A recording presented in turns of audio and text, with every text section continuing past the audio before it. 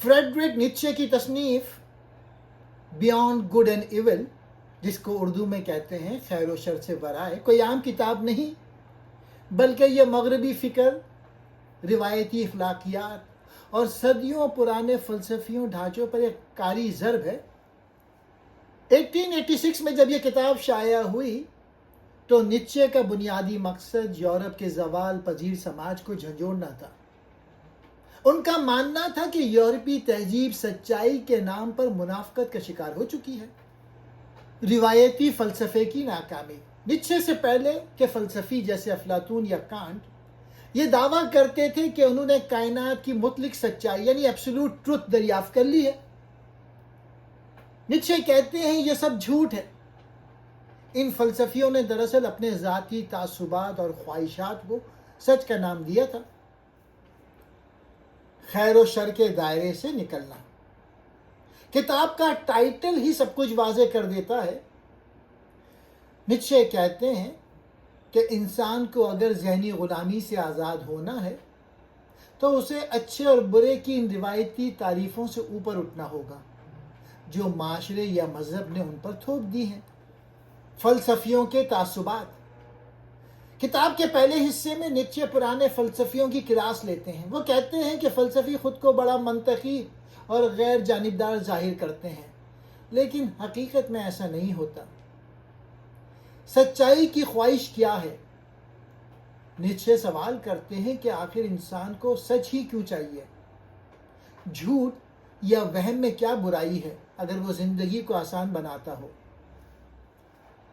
फ़लसफ़ी पहले से एक नतीजा जहन में तय कर लेते हैं जो उनके अपने पस मंज़र या अक़ीदे के मुताबिक होता है, और फिर बाद में उनके हक़ में मंतकी दलाइल घड़ते हैं।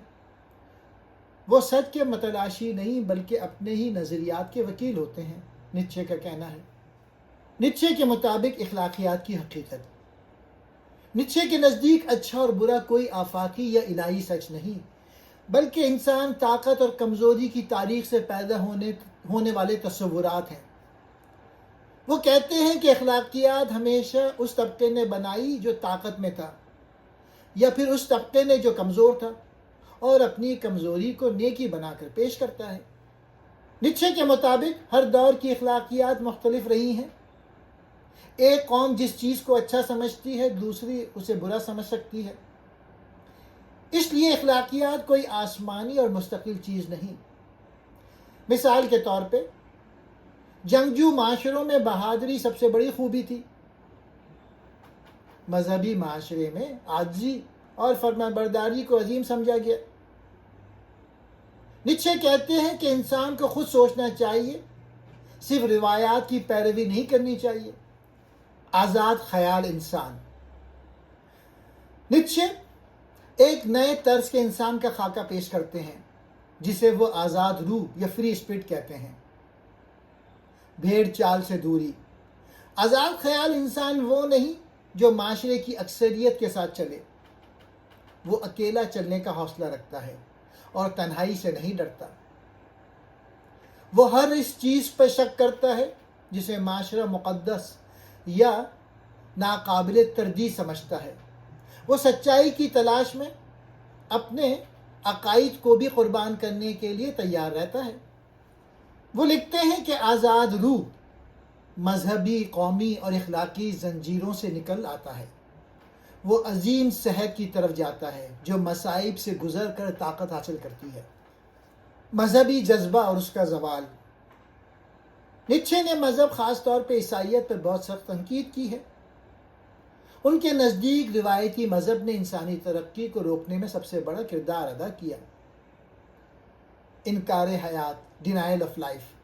मज़हब इंसान को सिखाता है कि ये दुनिया आर्जी और गुनाह की जगह है और असल ज़िंदगी मरने के बाद शुरू होगी। नीत्शे के मुताबिक ये सोच इंसान को मौजूदा ज़िंदगी, उसकी खूबसूरती और उसकी ताकत से दूर करती है। कमज़ोरों का सहारा।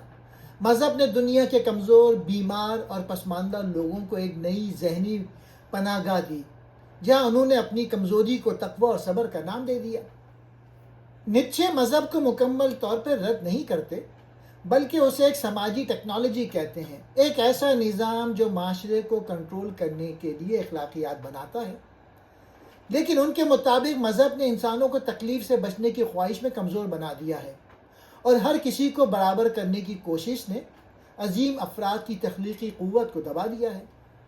نیچے کہتے ہیں طاقتور انسان اپنی قوت پر فخر کرتا ہے، کمزور انسان طاقتور کو روکنے کے لیے اخلاقیات ایجاد کرتا ہے۔ ماسٹر مورالٹی اور سلیو مورالٹی۔ نیچے اخلاقیات کی دو قسمیں بیان کرتے ہیں۔ ماسٹر مورالٹی، یہ طاقتور، بہادر اور خود اعتماد لوگوں کی اخلاقیات ہے۔ ان کے نزدیک طاقت اچھی ہے، عظمت اچھی ہے، کامیابی اچھی ہے۔ سلیو مورالٹی، یہ کمزور لوگوں کی اخلاقیات ہے۔ ان کے نزدیک عاجزی اچھی ہے، اطاعت اچھی ہے، طاقتور ہونا برا ہے۔ نیچے کے مطابق تاریخ میں کمزور لوگوں نے اخلاقیات کو اس طرح بدلا کہ طاقتور انسان برا نظر آنے لگا۔ آقا اور غلام کی اخلاقیات، یہ نیچے کے فلسفے کا سب سے اہم اور مشہور حصہ تھا۔ طاقت کی خواہش۔ نیچے کے نزدیک کائنات کی اصل محرک قوت یعنی ڈرائیونگ فورس خوشی کی تلاش یا صرف زندہ رہنا نہیں ہے، بلکہ طاقت کی خواہش ہے۔ ہر عمل کے پیچھے طاقت۔ ایک بادشاہ سلطنت بڑھانا چاہتا ہے، ایک سائنسدان علم پر قابو پانا چاہتا ہے، ایک صوفی اپنے نفس پہ قابو پا کر طاقت حاصل کرتا ہے، اور ایک مظلوم رو کر دوسروں پر اخلاقی دباؤ ڈال کر طاقت حاصل کرنا چاہتا ہے۔ زندگی کا اصل جوہر۔ زندگی نام ہی اپنے وجود کو پھیلانے، غلبہ حاصل کرنے اور رکاوٹوں کو توڑنے کا ہے۔ جو چیز اس خواہش کو روکتی ہے وہ زوال کی طرف جاتی ہے۔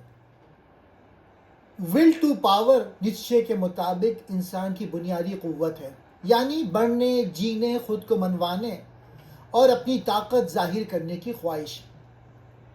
وہ کہتے ہیں کہ انسان کو سمجھنے کے لیے اس قوت کو بنیاد بنانا چاہیے، نہ کہ روایتی اخلاقیات کو۔ سچائی کا زاویہ نظر۔ نیچے کہتے ہیں کہ کائنات کو دیکھنے کا کوئی ایک مرکزی یا درست طریقہ موجود نہیں۔ اینک کا فرق۔ ہر انسان، ہر طبقہ اور ہر دور کائنات کو اپنے زاویے سے دیکھتا ہے۔ مثال کے طور پہ ایک شیر کے لیے ہرن کا شکار کرنا اچھا اور قدرتی ہے، جبکہ ہرن کے لیے شیر ظالم اور برا ہے۔ دونوں اپنے اپنے زاویے نظر میں سچے ہیں۔ اس لیے کائنات میں کوئی لافانی اخلاقی قانون نہیں ہے، یعنی یونیورسل مورل لا نہیں ہے۔ قومیں، وطن اور عزت۔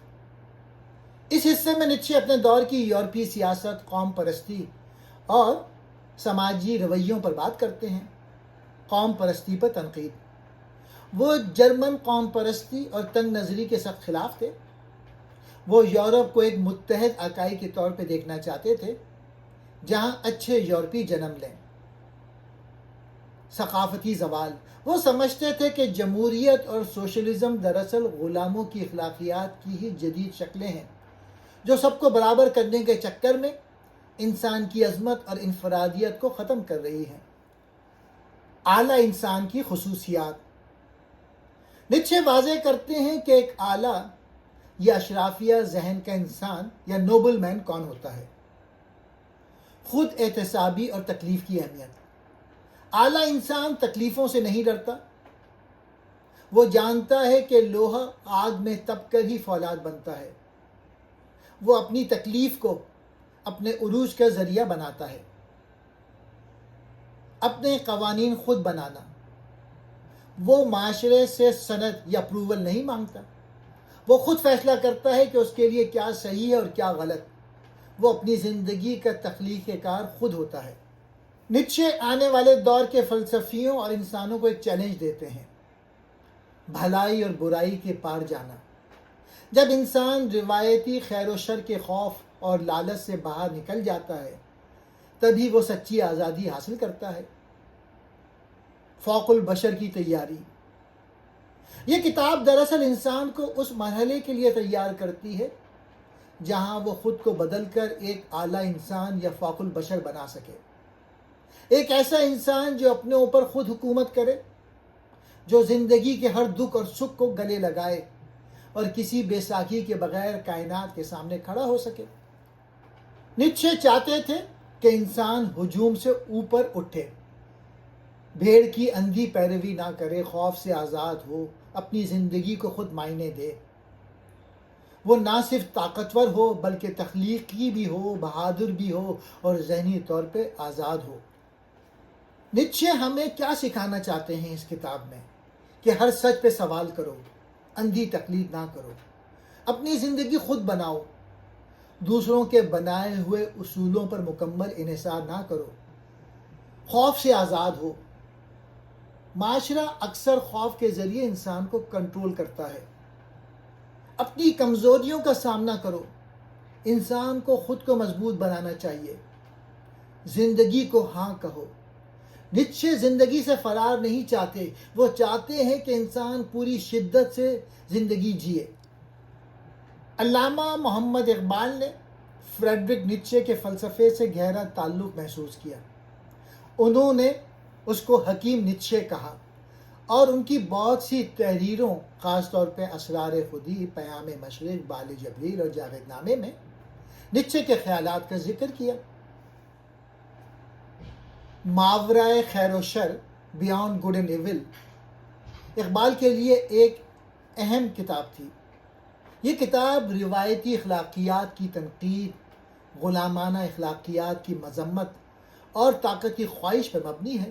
اقبال نے اس سے بہت کچھ سیکھا، لیکن اسلامی عقیدے، توحید، محبت الہی اور خدائی قانون کے مطابق اسے تبدیل بھی کیا۔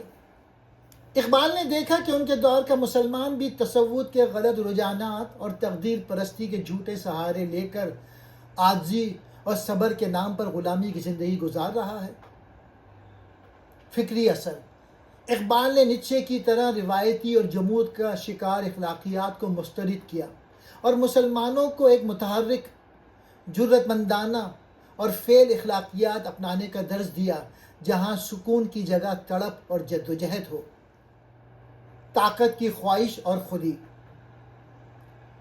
اقبال نے نیچے سے خودی کے تصور کو مزید سیکھا۔ خودی ایک متحرک تخلیقی قوت ہے جو کمال کی طرف بڑھتی ہے۔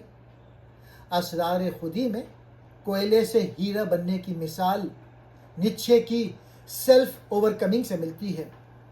اقبال نے نیچے سے سیکھا کہ انسان کو مرد مومن یا انسان کامل بننا چاہیے جو طاقتور، تخلیقی اور فعال ہو۔ اقبال کہتے ہیں، خودی کو کر بلند اتنا کہ ہر تقدیر سے پہلے خدا بندے سے خود پوچھے کہ بتا تیری رضا کیا ہے۔ مذہب اور غلام اخلاقیات کی تنقید، ماورائے خیر و شر میں نیچے کرسچینٹی کو سلیو موریلٹی کا مظہر قرار دیتے ہیں۔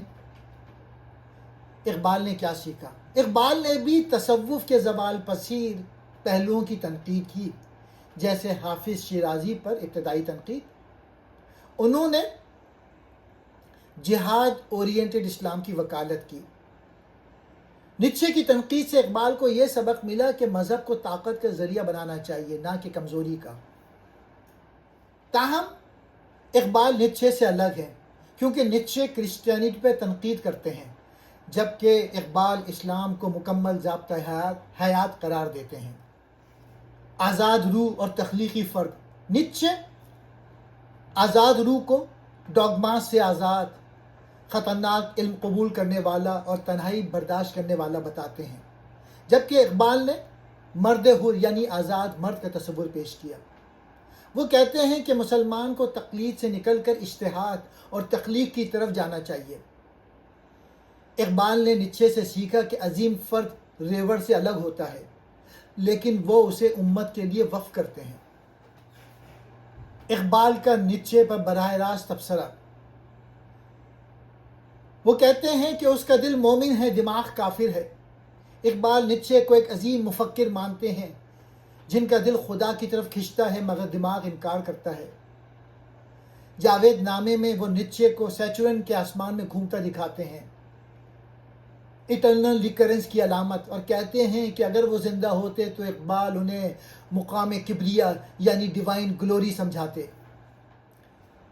اقبال نے نیچے کو کیٹلسٹ کی طرح استعمال کیا، مغربی فلسفے سے فائدہ اٹھایا، مگر اسلامی بنیادوں پر عمارت کھڑی کی۔ اقبال نے نیچے سے سیکھا زندگی کی تصدیق، خود کو بلند کرنا، کمزور اقدار کی تنقید، تخلیقی طاقت، لیکن انہوں نے اسے اسلام کے سانچے میں ڈھالا۔ شاہین اور سپرمین، نیچے کے سپرمین اور اقبال کے شاہین میں دلچسپ مماثلت ہے۔ نیچے کا سپرمین تنہا، طاقتور، ہجوم سے الگ، خود مختار۔ اقبال کا شاہین بلند پرواز، آزاد، غیرت مند، خوددار۔ اقبال کہتے ہیں پرواز ہے دونوں کی اسی ایک فضا میں، کرگس کا جہاں اور ہے، شاہی کا جہاں اور۔ یہ دراصل کمزور اور عظیم انسان کے فرق کی علامت ہے۔ طاقت یا اخلاق، نیچے بعض اوقات طاقت کو اخلاق سے اوپر رکھتے ہیں، جبکہ اقبال کہتے ہیں طاقت ضروری ہے لیکن طاقت بغیر اخلاق تباہی ہے۔ اقبال کے نزدیک آئیڈیل انسان وہ ہے جو بہادر بھی ہے مگر رحم دل بھی ہے۔ اسی لیے اقبال کے نزدیک عشق بڑا ہے عقل سے۔ اقبال کہتے ہیں صرف طاقت انسان کو مکمل نہیں بناتی۔ اقبال نے نیچے کی خامیوں کو کیسے بدلا؟ اقبال نے نیچے کے فلسفے کی چند خامیوں کو اسلامی فکر سے متوازن کیا۔ نیچے کی خامیاں حد سے زیادہ انفرادیت، مذہب سے بغاوت، طاقت پہ ضرورت سے زیادہ زور، رحم اور مساوات پہ تنقید۔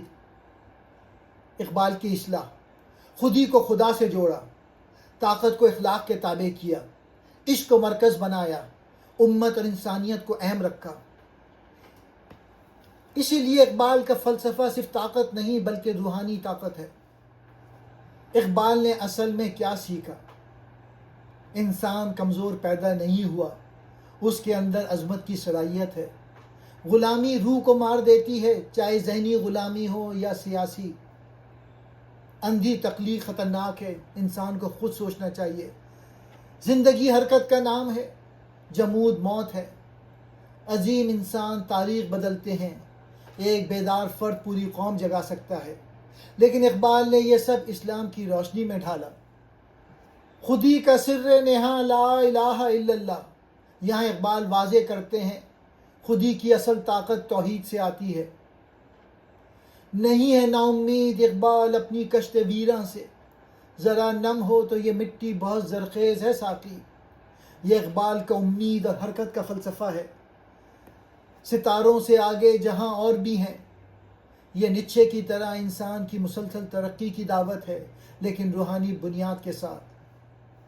اقبال نے نیچے کی فکر کو اسلام کے توحید، عشق، اخلاق اور روحانیت کے ساتھ ملا کر ایک نیا فلسفہ بنایا۔ اسی لیے کہا جاتا ہے اقبال نے نیچے کی آگ کو قرآن کی روشنی دے دی۔ نیچے کی فکر میں ایک آگ تھی، جمود کے خلاف، غلامی کے خلاف، اندھی تقلید کے خلاف، کمزور ذہنیت کے خلاف۔ وہ انسان کو جھنجھوڑنا چاہتا تھا۔ وہ کہتا تھا انسان بھیڑ نہ بنے، خود کھڑا ہو، اپنی طاقت پہچانے۔ یہ آگ دراصل بیداری، انقلاب اور قوت ارادی کی علامت ہے۔ لیکن نیچے کی یہاں مسئلہ کیا تھا؟ نیچے مذہب سے بغاوت کرتا تھا، خدا کو رد کرتا تھا اور بعض اوقات طاقت کو ہی سب کچھ بناتا تھا۔ اسی لیے اس کی آگ کبھی خطرناک، کبھی بے رحم اور کبھی روحانی طور پہ خالی محسوس ہوتی تھی۔ یعنی آگ تو تھی مگر روشنی کم تھی۔ اقبال نے کیا کیا؟ اقبال نے نیچے کے اندر کی آگ کو حرکت، قوت، آزادی اور خودی کو لیا مگر اسے قرآن کی تعلیمات کے ساتھ جوڑ دیا۔ اقبال کے نزدیک طاقت ہو مگر عدل کے ساتھ، خودی ہو مگر خدا سے جڑی ہوئی، آزادی ہو مگر اخلاق کے اندر، بغاوت ہو مگر حق کے لیے۔ اقبال کا مرد مومن خوددار بھی ہے، طاقتور بھی ہے مگر اللہ کے سامنے جھکا ہوا بھی ہے۔ اقبال کہتے ہیں ہاتھ ہے اللہ کا بندہ مومن کا ہاتھ، غالب و کار آفری، کار کشا کار ساز۔ یعنی انسان طاقتور بنے لیکن خدائی نہ کرے۔ آگ اور روشنی کا فرق، آگ جذبہ دیتی ہے، حرکت دیتی ہے، انقلاب پیدا کرتی ہے۔ روشنی راستہ دکھاتی ہے، توازن دیتی ہے، خیر و شر میں فرق سکھاتی ہے۔ نیچے کے پاس آگ زیادہ تھی، اقبال نے اس آگ کو قرآن کی روشنی دے کے متوازن کر دیا۔ پرواز ہے دونوں کی اسی ایک فضا میں، کرگس کا جہاں اور ہے شاہی کا جہاں اور۔ یہ کمزور اور بلند انسان کا فرق بیان کرتا ہے۔ سبق پھر پڑھ صداقت کا، عدالت کا، شجاعت کا، لیا جائے گا تجھ سے کام دنیا کی امامت کا۔ یہاں شجاعت، نیچے کی آگ، اور صداقت و عدالت، قرآن کی روشنی ایک ساتھ موجود ہیں۔ اسلام کمزوری پسند نہیں کرتا، ظلم بھی پسند نہیں کرتا۔ قرآن کہتا ہے طاقت رکھو مگر انصاف کے ساتھ، جہاد کرو مگر ظلم نہ کرو، عزت حاصل کرو مگر تکبر نہ کرو۔ اقبال نے اسی اسلامی توازن کو اپنایا۔ مختصر خلاصہ، نیچے نے کہا اٹھو طاقتور بنو بھیڑ نہ بنو، اقبال نے کہا اٹھو طاقتور بنو مگر اللہ کی روشنی میں۔ اسی لیے جملہ مشہور ہوا، اقبال نے نیچے کی آگ کو قرآن کی روشنی دے دی۔ شکریہ۔